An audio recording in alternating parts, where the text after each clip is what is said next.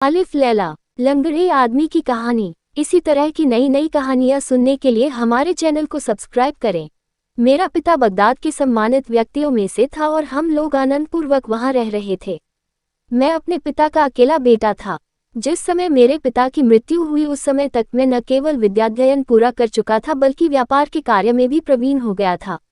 मेरे पिता ने अपने जीवनकाल ही में अपनी संपत्ति मेरे नाम कर दी थी। मैं धन के व्यय में होशियारी से काम लेता था। नगर निवासी मुझे बहुत चाहते थे। यद्यपि मेरी यौवन की अवस्था थी तथापि मैं स्त्रियों के व्यवहार और उनकी प्रीति से अनभिज्ञ था। मुझे स्त्रियों से मिलने में लज्जा भी लगती थी। एक दिन मैं कहीं जा रहा था कि सामने से कई स्त्रियां आती दिखाई दी। मैं उनसे बचकर एक छोटी गली में घुस गया और एक मकान के सामने पड़े तख्त पर बैठ गया कि जब स्त्रियां निकल जाएं तो मैं अपनी राह पकड़ूं। मेरी आंखों के आगे एक खिड़की थी और उसमें से बहुत से फूल दिखाई दे रहे थे। वह खिड़की पहले थोड़ी ही खुली थी। अचानक वह पूरी खुल गई और उसमें से एक शोटशी दिखाई दी। मैं उसका सौंदर्य देखकर ठगा सा रह गया। वह मेरी ओर देखकर मुस्कुराए और कुछ देर पौधों में पानी देने के बाद खिड़की बंद करके चली गई। कहाँ तो मैं स्त्रियों से भागता था और कहाँ उस सुंदरी के चले जाने से इतना दुखी हुआ कि अचेत हो गया। जब होश आया तो देखा कि नगर का बड़ा काजी बड़े समारोह के साथ उस मकान में प्रविष्ट हुआ। मैंने समझ लिया कि वो सुंदरी इसी की पुत्री है। मैं अपने घर वापस आ गया किंतु उस रमणी का ध्यान मुझे बिल्कुल नहीं भूलता था। 2-4 दिन में विरह व्याधि से मैं ऐसा पीड़ित हुआ कि बिस्तर से लग गया। मेरे मित्रों और संबंधियों को मेरी दशा से बड़ी चिंता हुई और सब आकर मेरा हाल पूछने लगे। मैंने लज्जावश उन्हें कुछ न बताया। इस पर वे हकीम को ले आए किंतु उस हकीम तथा अन्य हकीमों की दवाओं से मुझे कोई लाभ न हुआ। मेरी दशा क्षय के रोगी की भांति निरंतर बिगड़ती गई। एक दिन एक बुढ़िया मुझे देखने को आई। ये वृद्धा मेरे कुछ संबंधियों की परिचिता थी। उसने बड़े ध्यानपूर्वक मेरा सिर से पांव तक निरीक्षण किया किंतु किसी रोग के लक्षण मुझ में नहीं पाए। वह कुछ सोचती रही, फिर उसने अन्य लोगों को वहां से हटा दिया और कहा कि मैं एकांत में इसको देखकर बताऊंगी कि क्या रोग है। जब सब लोग चले गए तो बुढ़िया ने धीमे स्वर में मुझसे कहा, देखो तुम्हारे रोग को मैं भली भांति पहचान गई हूँ। तुम्हें किसी प्रकार का कोई शारीरिक रोग नहीं है। तुम किसी सुंदरी पर मोहित हो और लज्जावश किसी से अपना भेद नहीं कहते। इसी से तुम्हारी ऐसी दशा हुई है। अगर तुम मुझसे सारी बात साफ साफ बताओ और अपनी प्रेयसी का पता ठिकाना बताओ तो मैं तुम्हारी सहायता करूं। मैं केवल एक ठंडी सांस भर कर रह गया क्योंकि संकोच ने मेरी जबान बंद कर रखी थी। लेकिन बुढ़िया मेरे पीछे पड़ गई कि ऐसी हालत में लज्जा ठीक नहीं है और अपने हितचिंतकों की सहायता लेनी ही चाहिए। बुढ़िया के इतना कहने सुनने से मेरी झिझक भी खुल गई और मैंने उससे अपने दिल का हाल कहकर कहा कि अगर तुम्हारी मध्यस्थता से मुझे एक बार वह देखने को भी मिल जाए और उसे मेरे प्रेम का हाल मालूम हो जाए तो मेरा जीवन सफल हो जाए। बुढ़िया बोली, बेटी जिस रूपसी की बात तुम कर रहे हो वह शहर के बड़े काजी की पुत्री है। इसमें संदेह नहीं कि उस जैसी सुंदर और मनमोहिनी स्त्री सारे बगदाद में शायद ही कोई हो। किंतु वह लड़की और उसका पिता दोनों ही महागर्विले और कटुभाषी है। बड़ा काजी अपनी पुत्रियों को घर के अंदर ही बंद रखता है। उसने उन्हें आज्ञा दी है कि अगर आवश्यकतावश बाहर भी निकलो तो किसी पुरुष की ओर न देखना। जब वे बाहर जाती हैं तो उनकी आंखों पर पट्टियां बांध दी जाती हैं और दासियां उनका हाथ पकड़कर गलियों में से निकलती हैं जैसे अंधों को ले जाते हैं। ऐसा अजीब हाल है उनके पिता का। अच्छा होता यदि तुम किसी और स्त्री के प्रति आकृष्ट हुए होते। मैं ये सुनकर चुप हो रहा। मेरी निराशा देखकर बुढ़िया ने कहा, ये जो मैंने तुमसे कहा है पूर्वाग्रह भी हो सकता है। संभव है सफलता की कोई राह निकल आए। सब कुछ भगवान की इच्छा पर निर्भर है। देखो मैं जाकर अपनी सी कोशिश करती हूँ। ये कहकर बुढ़िया चली गई। 2-4 दिन बाद वह फिर आई और मुझसे कहने लगी, बेटा मैं पहले ही कहती थी कि वह स्त्री अत्यंत मानिनी और गर्वीली है। मैंने उसे बहुत समझाया बुझाया किंतु इसका उस पर कुछ असर न हुआ।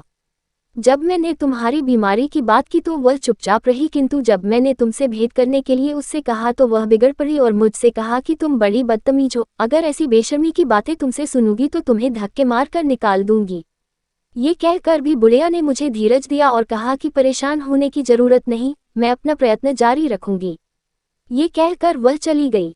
उसके इतना दिलासा देने पर भी मेरी निराशा कम न हुई और मेरी शारीरिक दशा पहले से खराब होने लगी। बीच बीच में बुढ़िया आती और उससे बातें करके मुझे किंचित धैर्य होता। एक दिन जब वह आई तो मेरे पास कई रिश्तेदार स्त्रियां बैठी थीं। बुढ़िया ने मेरे कान में कहा कि मैं तुम्हारे लिए खुशखबरी लाई हूँ। ये सुनकर मुझ में नई शक्ति का संचार हुआ और मैं वृद्धा को लेकर बगल वाले कमरे में चला गया ताकि उसका लाया हुआ समाचार सुनूं। बुढ़िया ने कहा, कल सोमवार था। मैं उस सुंदरी के पास गई। वह प्रसन्न मुद्रा में थी और मैंने सोचा कि काम बन सकता है। मैंने अपनी दशा बड़ी दुखपूर्ण बनाए और कुछ देर में आंसू बहाने लगी। उसने पूछा कि अम्मा, क्या बात है, तुम रो क्यों रही हो? मैंने कहा, क्या कहूँ, मैं उस आदमी की दशा सोचकर रो रही हूँ। वह बेचारा अब तक रो रहा है और तुम्हारे प्रेम के कारण मृत्यु के समीप जा पहुंचा है, और तुम इतनी कठोर हृदया हो कि उसकी जान लेने पर तुली हो। वह कहने लगी, तुम क्या बक रही हो, मैं उसे जानती भी नहीं तो उसकी जान क्यों लूंगी? तुम बेकार के आरोप मुझ पर न लगाया करो। मैंने कहा, सुंदरी, तुम शायद भूल गई हो कि मैंने तुम्हें पहले ही बताया था कि यह वही आदमी है जो तुम्हारे सामने वाले मकान के चबूतरे पर बैठा था। तुमने खिड़की खोली थी और वृक्षों पर पानी दिया था। वह उसी समय तुम पर मोहित हो गया और तब से तुम्हारे विछोह में रात दिन घुल रहा है। अब उसमें सांस के आने जाने के अलावा कुछ नहीं रहा। उस दिन मैंने उसकी बात की थी तो तुम बुरी तरह बिगड़ गई थी। ये बात जब उसे मालूम हुई तो उसकी दशा और बिगड़ने लगी। अब अगर तुम्हारी कुछ कृपा हो तो शायद वह बच जाए, वरना तो उसे गया ही समझो। ये कहने के बाद मैंने अपने स्वर और आंखों में और दुख भर कर ठंडी सांसें लेना और आंसू बहाना आरंभ किया। फिर उस मनमोहिनी ने कहा, अम्मा, तुम ठीक कहती हो कि मेरे प्रेम ने उसकी ये दशा कर दी है। फिर कुछ देर बाद वह बोली कि अगर मुझे देखने और मुझसे बात करने भर से उसकी दशा सुधर जाए तो कोई हर्ज नहीं। मैंने ठंडी सांस भर कर कहा, तुम्हारी इतनी ही कृपा बहुत होगी। उसने कहा कि तुम उससे कहो कि अगर वह मुझे देखना और मुझसे बात करना चाहता है तो मैं इसके लिए तैयार हूँ, किंतु इतने से अधिक कोई आशा मुझसे न रखे। और आगे की बात तभी हो सकती है जब मेरे पिता की रजामंदी से उसके साथ मेरा विवाह हो जाए। मैंने उसे अनेक आशीर्वाद दिए और कहा कि मैं अब ये प्राणदायक समाचार जाकर उसे सुनाती हूँ। उस सुंदरी ने कहा, मेरे पिताजी शुक्रवार को जुमे की नमाज जामा मस्जिद में जाकर पढ़ते हैं। उस समय वह आदमी यहाँ अकेला आए तो मैं उसे अंदर बुला लूंगी और पिता के आने के एक घड़ी पहले उसे विदा कर दूंगी। उस समय वह जी भरकर मुझे देख सकता है और मुझसे बातें कर सकता है। जब बुढ़िया ने ये सब बातें मुझसे कही तो मैं खुशी से पागल हो गया। मुझ में जैसे नई जीवनी शक्ति आ गई। मैंने उस बुढ़िया को बार बार धन्यवाद दिया और 1000 अशर्फियाँ उसे इनाम में दे डाली। अगले शुक्रवार मैं जल्दी उठ गया। मैंने सोचा मैं हजामत बनवा कर, अच्छे कपड़े पहनकर और इत्र लगाकर बड़े काजी के महल में जाऊं और अपनी प्रेयसी से भेंट करूं। अतएव मैंने एक सेवक को आज्ञा दी कि किसी अच्छे नाई को बुला लाए जिससे मैं हजामत बनवाऊं। वह इसी दुष्ट नाई को ले आया जो इस समय मेरे पीछे बैठा है। इसने आते ही मुझे देखकर कहा, आप अभी हाल ही में बहुत बीमार जान पड़ते हैं। मैंने कहा कि हाँ, मैंने बहुत दिनों तक बीमारी से बड़ा कष्ट उठाया है और अभी हाल ही में अच्छा हुआ हूँ। उसने कहा, भगवान आपको दीर्घायु करे और सदा निरोग रखें। मैंने कहा, सब उसकी इच्छा पर निर्भर है, वह जैसे चाहे वैसे रखें। इसके बाद ये बोला कि मुझे क्या आ गया है, मैं आपकी हजामत बनाऊं या फंस खोलूं? मुझे गुस्सा आ गया और मैंने कहा, तुम्हारा दिमाग खराब हो गया है क्या? अभी मैं कह चुका हूं कि मैं लंबी बीमारी से उठा हूं। फंस खुलवा कर और खून निकलवा कर क्या मुझे जान देनी है? तुम जल्दी से मेरी हजामत बनाओ और अपनी राह पकड़ो। मुझे दोपहर को एक जरूरी काम से जाना है। ये नाय इस पर भी काफी देर तक बकवास करता रहा। न तो इसने अपनी औजारों की पेटी खोली न कोई उस्तरा निकालकर तेज किया। हाँ, कुछ देर बाद उसने अपनी पेटी से एक यंत्र सा निकाला और आंगन में जाकर उसे सूर्य की ओर लगा दिया। फिर उंगलियों पर गिनकर कहने लगा कि आपको प्रसन्न होना चाहिए। आज बृहस्पति और मंगल का बड़ा अच्छा योग है और हजामत के लिए इससे अच्छा कोई अन्य योग नहीं हो सकता। किंतु इसके अतिरिक्त एक दुर्भाग्य का योग भी है। ग्रहों की गति से मालूम हो रहा है कि आप पर बड़ा कष्ट पड़ेगा आज, किंतु आपके प्राणों को कोई खतरा नहीं है। हाँ, कष्ट ऐसा होगा कि आप उसे जीवन भर न भूल सकेंगे। आप कृपा कर मुझे साथ रखें तो शायद मुसीबत पड़ने पर मैं आपके काम आऊं। ये कहकर लंगड़े आदमी ने कहा कि दोस्तों, आप लोग खुद ही सोचे कि मेरी क्या दशा होगी। एक और मेरी जीवनदायिनी प्रेयसी ने मुझे अकेले ऐसी जगह बुलाया जहां चिड़िया भी उड़कर न जा सके। दूसरी ओर ये दुष्ट बेकार की बकबक में समय नष्ट कर रहा है। मुझे क्रोध तो बहुत आया, किंतु मैंने उस पर काबू पाकर कहा कि देखो, मैंने तुम्हें यहाँ सलाह लेने और मुहूर्त देखने को नहीं बुलाया, हजामत बनवाने को बुलाया है। तुम्हें हजामत बनानी है तो बनाओ, वरना चले जाओ, मैं दूसरा नाई बुला लूंगा। इसने दांत निपोरते हुए कहा, आप इतना क्रोध क्यों हो रहे हैं? मेरे जैसा गुणी नाय आपको सारे संसार में नहीं मिलेगा। मैं अनेक विद्याओं में पारंगत हूँ, जिनमें से कुछ का उल्लेख कर रहा हूँ। मैं हकीमी जानता हूँ, ज्योतिष, व्याकरण, काव्यशास्त्र, वेदांत, न्याय व्यवस्था आदि सब जानता हूँ। मैं गणित भी जानता हूँ और खगोल शास्त्र भी, और सारे बादशाहों के इतिहासों से भी परिचित हूँ। मेरे स्वर्गवासी पिता ने, जिनकी याद से मेरा दिल अब भी भर जाता है, सारी विद्याएं मुझे सिखाई थी, जिससे मैं आप सज्जनों की सेवा भी करूं और सुरक्षा भी। उसकी यह बकवास सुनकर मुझे क्रोध की बजाय हंसी आ गई। मैंने कहा, तुम कब तक बकबक किए जाओगे और किस समय मेरी हजामत बनाओगे? इसने कहा, ये भी अच्छी रही। और लोग तो कहते हैं कि मैं बहुत कम बोलता हूँ और आप कहते हैं कि मैं बकबक करता हूँ। अब सुनिए, मेरे 6 भाई हैं। बड़े का नाम है बकबक, दूसरे का बकबारह, तीसरे का बोबक, चौथे का अलकूज, पांचवे का अलंसच और छठे का शाहकुबक। इसमें संदेह नहीं कि यह सब बड़े बकवासी हैं। मैं इन सब से छोटा हूँ और बहुत कम बोलता हूँ। दर्जी ने कहा कि लंगड़े व्यक्ति ने ये कहकर कहा कि मित्रों, अब आप ही लोग न्याय करें कि इतना बकबक करने पर भी यह अपने को अल्पभाषी कहता है। अब मैंने दूसरे सेवक से, जो घर की व्यवस्था देखता था, कहा कि इस नाई को 3 अशर्फियां देकर विदा कर दो, मैं आज हजामत नहीं बनवाऊंगा। इस नाई ने कहा, मालिक, यह आप क्या कह रहे हैं? मैं कोई अपने आप तो आ नहीं गया, आपने बुलाया है तो आया हूँ। मैं तो अब आपकी हजामत बनाए बगैर जाऊंगा नहीं। आप मेरे गुणों को नहीं जानते, इसीलिए मेरी कद्र नहीं करते। मेरा दुर्भाग्य है, आपके पिता मेरी कद्र जानते थे। वे जब मुझे बुलाते तो इतना स्नेह करते जैसे गोद में बिठा लेंगे, अपने साथ ही मुझे भोजन कराते थे और मेरी जानकारी और बुद्धिमत्ता की बातें सुनकर बड़े प्रसन्न होते थे। एक दिन उन्होंने मेरे काम से खुश होकर मुझे 100 अशर्फी और एक भारी जोड़े का इनाम दिया, यानी एक बार ही फंस खोजने में मेरे पास इतना धन आ गया जो मेरे सारे जीवन के लिए काफी है। मुझे उनकी कृपा बहुत याद आती है। ये कहकर भी यह नाई चुप नहीं हुआ और दूसरी कहानी शुरू कर दी। मैं बड़ा दुखी हो गया कि यह तो किसी प्रकार पीछा छोड़ता ही नहीं। मैंने सोचा कि डांट फटकार का तो इस पर कुछ असर होता ही नहीं, इसे मीठी बातों से बहलाना चाहिए। मैंने कहा, भाई, तुम बहुत अच्छी बातें करते हो, लेकिन इस समय चुप रहो, जल्दी से मेरी हजामत बना दो, क्योंकि मुझे एक जगह जाना है। ये हंसकर बोला, निस्संदेह आपको कोई बड़ा जरूरी काम होगा जिसके कारण आप इतनी जल्दी कर रहे हैं। आप ये काम मुझे जरूर बताएं, बल्कि मुझे अपने साथ ले चले, ताकि मैं हर मौके पर आपकी सहायता कर सकूं। मैं तो ये कहूंगा कि हर महत्वपूर्ण काम आप मेरी सलाह से ही करें, जैसा कि आपके पिता और पितामह किया करते थे। आप मुझे अपना नौकर बल्कि गुलाम समझिए। आप बेझिझक मुझसे अपने मन की बात कहिए। मैंने चीख कर कहा, तू बकबक करके मेरा मगज चाटे जा रहा है, भाग यहाँ से। ये कहकर मैं उठ खड़ा हुआ और जमीन पर पांव पटकने लगा। इस बेशर्म नाई ने फिर भी अपनी हरकतें नहीं छोड़ी। मुझे अति क्रुद्ध देखकर बोला कि आप नाराज न हो, मैं अभी आपकी हजामत बनाए देता हूँ। ये कहकर इसने अपनी पेटी खोली और मेरी हजामत शुरू की। बहुत देर तक तो यह मेरे सिर पर पानी ही रगड़ता रहा, फिर थोड़ी जगह उस्तरा चला कर ठहर गया और कहने लगा कि आप न मेरे बुढ़ापे का ख्याल करते हैं, न मेरे गुणों की कद्र करते हैं। ये सब बातें अच्छी नहीं हैं। मैंने कहा, चुपचाप अपना काम करो, अधिक बोलने की आवश्यकता नहीं है। इसने कहा, ऐसा महत्वपूर्ण काम क्या आ पड़ा है जिसके लिए आपको इतनी जल्दी और घबराहट है? मैंने फिर बिगड़ कर कहा, तू यहाँ हजामत बनाने आया है या दुनिया भर के झगड़ों में पड़ने? तुझे इससे क्या लेना देना कि मुझे क्या काम है? इस निर्लज ने कहा, मेरे मालिक, आप चाहे जितना क्रोध करें, मैं तो यही कहूंगा कि मुझे डर है कि आप बगैर समझे बूझे जल्दी में काम करेंगे और आपकी हानि होगी। बुद्धिमानों का कहना है कि हर काम सोच समझ कर करना चाहिए। आप कृपा करके मुझे अपना काम जरूर बताएं। अभी तो दोपहर होने में 3 घड़ी बाकी है, ऐसी जल्दी भी क्या है? मैंने कहा, जो लोग वादे के पक्के होते हैं वे नियत समय से पहले ही निश्चित स्थान पर पहुंच जाते हैं। तुम फौरन हजामत बनाओ। इसने धीरे धीरे मेरा सिर मूंदना शुरू किया और आधा सिर मूंद कर खड़ा हो गया और सूर्य की ओर देखकर कहने लगा कि अभी हजामत पूरा करने की साइट नहीं आई। मैंने कहा, मुझे ज्योतिष पर विश्वास नहीं, तू जल्द हाथ चला। इसने कहा, अच्छा आप कहते हैं तो बनाए देता हूँ, लेकिन डर है कि आप कहीं बीमार न पड़ जाएं।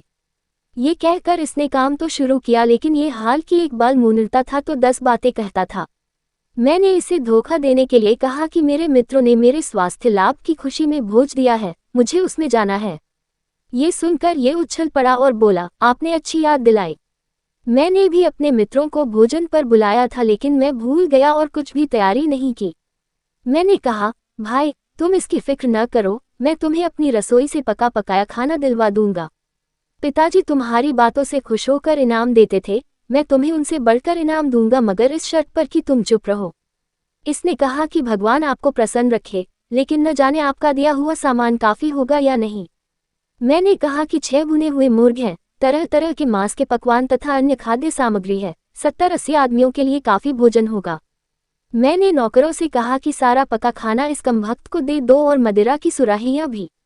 इसने कहा कि कुछ फलों को देने की कृपा करें। मैंने कहा इसे फल भी दे दो, लेकिन इसकी दुष्टता का अंत नहीं हुआ। इसने हजामत आधी ही छोड़कर हर चीज को परखना शुरू किया और काफी देर लगा दी। फिर मैंने डांटा तो आकर हजामत बनाने लगा, लेकिन कुछ ही देर में उस तुरे को रख कर कहने लगा, आपके स्वर्गीय पिता ने मुझे कभी धनाभाव न होने दिया, लेकिन भगवान की कृपा से आप भी मेरे कद्रदान हैं और मुझे किसी चीज की कमी नहीं रहेगी। मैंने तो आपके पिता के अलावा किसी के आगे हाथ न फैलाया। मैं कोई ऐसा वैसा आदमी नहीं हूँ। देखिए, एक आदमी जो नायों का दलाल था, बड़ा अच्छा नाचता गाता था, उसे हम लोग झिंझोटी कहते थे। एक आदमी था जिसका नाम शावल था, वह गलियों में घूम घूम कर भुने चने बेचता था। एक शातिर था जो बाकला और दूसरी तरकारियां बेचने का धंधा करता था। एक आदमी था आबूकर, वह गलियों में पानी छिड़कने का काम किया करता था। ये सब बड़े अच्छे आदमी थे और मेरी तरह कम बोलने वाले थे, जिसकी वजह से बड़े सफल रहे। और हाँ, एक कासिम भी था जो खलीफा के यहाँ प्यादागिरी करता था। अब मैं झिंझोटी भाई का एक मशहूर गीत आपको सुनाऊंगा और उसका नाच भी दिखाऊंगा। ये कहकर इसने उठकर नाचना गाना आरंभ कर दिया। मैंने इसे बहुत डांटा फटकारा, किंतु इसने पूरा गीत सुना कर ही दम लिया। फिर कहने लगा, अब मैं अपने मित्रों को भोजन कराऊं, फिर आकर आपकी हजामत बनाऊंगा। बल्कि आप ही ऐसा कीजिए कि अपने मित्रों की दावत छोड़िए और मेरे यहाँ चलकर मेरे मित्रों के साथ भोजन कीजिए। मुझे क्रोध तो बहुत था, किंतु मैं इस मूर्खता की बात पर हंस पड़ा और बोला कि किसी और दिन मैं तुम्हारे दिन भोजन के लिए आऊंगा। ये जिद करने लगा कि आज ही चलिए। मैंने डांट कर कहा कि आज मैं किसी प्रकार नहीं जा सकता। फिर यह कहने लगा कि मुझे ही अपने साथ ले चलिए, ये खाना मैं अपने घर ले जाकर अपने मित्रों को खिला दूं, फिर आकर आपके साथ आपके मित्रों की दावत में चलूंगा। आप क्या वहां अकेले जाते अच्छे लगेंगे? मैं अपने मन में बड़ा दुखी हुआ। मैंने दिल ही दिल में रोकर कहा कि हे भगवान, इस दुष्ट नाई से मेरा पीछा किस प्रकार छूटेगा। फिर मैंने इससे कहा, तुम तुरंत मेरी हजामत बनाकर अपने घर जाओ और अपने मित्रों को खिलाओ पिलाओ। मेरे मित्र अकेले मेरा ही इंतजार कर रहे हैं, वे किसी को मेरे साथ अतिथि नहीं बनाना चाहते। मैं तुम्हें ले गया तो शायद मुझे भी उस दावत में न बैठने दिया जाए। इसने कहा, आप भी खूब मजाक करते हैं। जब आपके मित्र हैं तो आपके साथ एक और आदमी के आने पर उन्हें क्या आपत्ति होगी? फिर मैं तो बड़ा सुभाषी हूँ, मेरे जाने से आपके सभी मित्रों को बड़ी प्रसन्नता होगी। लंगड़े आदमी ने कहा कि मित्रों, इसकी यह बात सुनकर मैं बिल्कुल निराश हो गया कि आज का सारा मामला तो इसने चौपट कर दिया। ये भी सोचा कि इसको बिगड़ने से भी कोई लाभ नहीं। मैंने इसकी बात का कुछ उत्तर न दिया। इतने में जुमे की नमाज की पहली अजान हुई। मैं चुप हो रहा तो इसने भी अपना काम शुरू किया और थोड़ी ही देर में हजामत पूरी कर दी। फिर मैंने इससे प्रसन्नतापूर्वक कहा कि तुम मेरे नौकरों से खाने पीने का सामान उठवाकर अपने घर जाओ और अपने मित्रों को खिलाओ पिलाओ। फिर आ जाना तो मैं तुम्हें दावत में ले चलूंगा। ये किसी तरह मेरे घर से टला तो मैं जल्दी से नहाकर और नए कपड़े पहनकर दूसरी अजान की प्रतीक्षा करता रहा, ताकि मेरी प्रेमिका का पिता नमाज को चला जाए तो मैं वहां पहुंचूं। दूसरी अजान होते ही मैं घर से चला, किंतु ये दुष्ट वहीं गली में छुपा था और मेरे पीछे चुपचाप चलने लगा। जब मैं काजी के घर के सामने पहुंचा तो देखा कि यह भागा भी पीछे चला आ रहा है। मैं बड़ा चिंतित हुआ, किंतु उस अवसर पर कुछ कहना सुनना भी उचित नहीं था। वहां जाकर देखा कि बड़े काजी के घर का मुख्य द्वार आधा खुला है। मुझे आता देखकर वह बुढ़िया जो वहां प्रतीक्षारत थी दौड़ी आई और मुझे मेरी प्रेमिका के पास ले गई। हम लोग प्रेम और मैत्री से बातचीत कर ही रहे थे कि बाहर कई मनुष्यों के बोलने की आवाज आई। मैं और मेरी प्रेमिका दोनों खिड़की के बाहर देखने लगे। सबसे पहले देखा कि काजी नमाज पढ़कर वापस आ रहा है। फिर इस नाई को भी देखा कि सामने वाले मकान के उसी तख्त पर बैठा है जहां मैं बैठा था। मुझे दोनों ही को देखकर डर लगा। मेरी प्रेयसी ने मुझे घबराया देखा तो तसल्ली दी और पहले से तय की हुई एक जगह दिखाई कि आवश्यकता पड़ने पर यहाँ छुप जाना। क्या बताऊं, उस दिन इस दुष्ट नाई के कारण मुझ पर ऐसी विपत्ति पड़ी जिसका वर्णन नहीं कर सकता। जिस समय काजी अपने घर पहुंचा उसी समय एक अधीनस्थ कर्मचारी ने किसी नौकर को किसी बात पर मारा। वह नौकर बड़ी जोर से चिल्लाया। उसकी चीख पुकार सुनकर तख्त पर बैठा हुआ ये कमबख्त समझा कि मुझ पर मार पड़ रही है और यह अपने कपड़े फाड़कर और सिर में धूल डालकर चीख पुकार करने लगा और आसपास के लोगों को बुलाने लगा।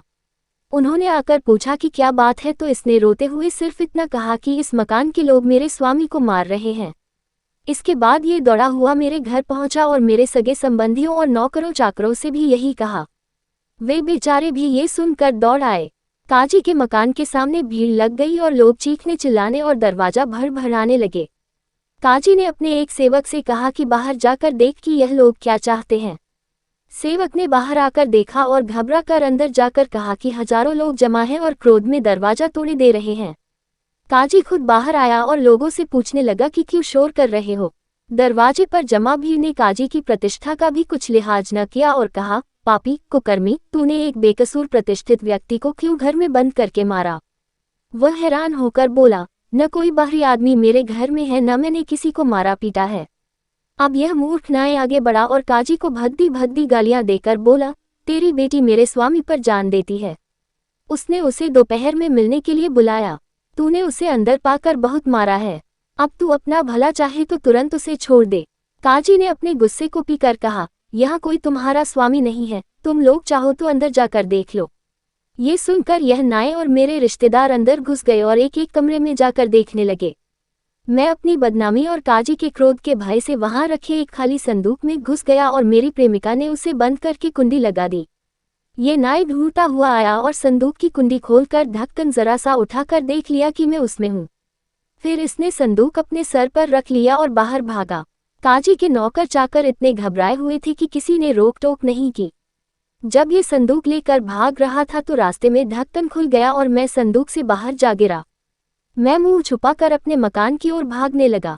ये नाई और बहुत से लोग मेरे पीछे दौड़े आए थे। इसी परेशानी में एक नाले को छलांगते समय मेरा पैर फिसला और मैं उसमें इतनी बुरी तरह गिरा कि मेरा पांव टूट गया। किंतु उस समय मुझे पांव की चिंता न थी। मैं गिरता पड़ता भागने लगा। जब भीड़ मेरे पास पहुंचती तो मैं जेब से मुट्ठी भर सिक्के उसकी ओर फेंकता। वह लोग सिक्के उठाते, तब तक मैं और आगे भागता। काफी दूर निकल जाने पर भीड़ ने मेरा पीछा छोड़ दिया, किंतु ये दुष्ट नाई बराबर बकवास करता हुआ मेरे पीछे लगा रहा। ये बराबर चिल्लाकर कह रहा था, देखिए मैंने आपका कितना उपकार किया है और आपके लिए कितना कष्ट झेला है और किस भांति आपको काजी के हाथ से बचाया है। मैंने पहले ही कहा था कि अगर मुझे साथ न ले चलेंगे तो बड़ी मुसीबत में फंसेंगे। ये जो कुछ हुआ आपकी बुद्धि की कमी के कारण हुआ और आप फिर बड़ी भूल कर रहे हैं कि मुझसे भाग रहे हैं। आप मुझसे भागेंगे तो फिर मुसीबत में पड़ेंगे। यह पापी इसी प्रकार बकवास करता हुआ आ रहा था। सारे सुनने वाले समझ गए कि मैं किस काम के लिए गया था और सभी मुझे देखकर हंसने लगे थे। सभी लोग मेरी खिल्ली उड़ा रहे थे। मेरा जी करने लगा कि इसी जगह इसे पकड़कर इसका गला दबाऊं, लेकिन ये सोचकर रह गया कि ऐसा करने में मेरी ही और फजीहत होगी। लोग बराबर मेरा मजाक उड़ा रहे थे और ये बराबर बकता हुआ मेरे पीछे लगा था। मैं लाचार होकर एक बड़े घर में घुस गया। उसका स्वामी मेरा परिचित था। उसके पास जाकर मैंने कहा, मित्रवर, मुझे इस राक्षस नाई से बचाओ वरना आज यह मेरी जान ही ले लेगा। मित्र इस अचानक आई मुसीबत से परेशान तो हुआ, लेकिन उसने दरवाजे पर आकर इस नाई को डांट फटकार कर और धक्के दिलवा कर भगा दिया। फिर उसने पूछा कि आखिर बात क्या है। मैं घबराहट, थकन और पांव की तकलीफ से अधिक बात करने के योग्य नहीं था। मैंने उससे कहा कि मुझे तनिक सावधान हो लेने दो, फिर मैं तुम्हें सारी बातें बताऊंगा। कुछ देर बाद मैंने उसे सारा किस्सा, विशेषतः उस दिन की सारी घटनाएं ब्यौरेवार बताईं। वह हंसने लगा और बोला, अब तो वह दुष्ट भाग गया है, अब तुम प्रसन्नतापूर्वक अपने घर जाओ। मैंने उससे कहा, भाई मुझ पर कृपा करो और अपने घर से न भगाओ। अगर मैं अपने घर गया तो ये जानलेवा नाई फिर वहां पहुंच जाएगा और मुझे इतना दुख देगा कि मेरी जान ही जाती रहेगी। इसके अतिरिक्त यह बात भी है कि इस अभागे के कारण सारे शहर में मेरी ऐसी बदनामी हो गई है कि मैं यहाँ किसी को मुंह दिखाने के योग्य नहीं रहा हूँ।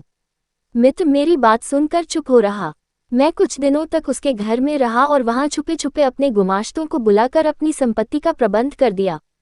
जब पांव का घाव ठीक हो गया तो लंगड़ाता हुआ, क्योंकि हड्डी टूटने के कारण मैं सारी उम्र के लिए लंगड़ा तो हो ही गया था, बगदाद को छोड़कर इस नगर में आ बसा। मुझे आशा थी कि यहाँ इस नाई से छुटकारा मिलेगा, किंतु मेरे दुर्भाग्य से यह यहाँ भी मौजूद है। मित्रों, आप लोग स्वयं विचार कर देखें कि इस कमबख्त ने मुझ पर क्या क्या मुसीबत नहीं डाली। उस चंद्रमुखी से जो मुझसे विवाह करने को राजी थी, मैं हमेशा के लिए बिछुड़ गया। अपने नगर में किसी को मुंह न दिखा सकने के कारण वहां से भागने को विवश हुआ और जीवन भर के लिए लंगड़ा हो गया वह अलग। ये कहने के बाद वह लंगड़ा सभा से चला गया। सभी लोग उसकी दुर्भाग्यपूर्ण कथा सुनकर बड़े प्रभावित हुए। सबने उस नाई से पूछा कि इसने जो बातें कही क्या वे बातें सच हैं। अगर उसका वृतांत सच है तो निस्संदेह तू महामूर्ख और खतरनाक आदमी है और तुझे इसकी अच्छी तरह सजा मिलनी चाहिए। नाई बोला, जो कुछ उस आदमी ने कहा वह बिल्कुल सच है, लेकिन आप ही बताए कि मेरा क्या कसूर है।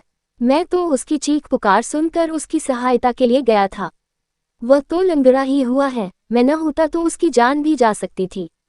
वह मुझे उल्टे दोष देता है। मैं तो 7 भाइयों में सबसे कम बोलने वाला हूँ। कहो तो अपनी और अपने भाइयों की कहानी कहूँ। ये कहकर उसने बगैर उनकी अनुमति की प्रतीक्षा किए अपनी कहानी शुरू कर दी।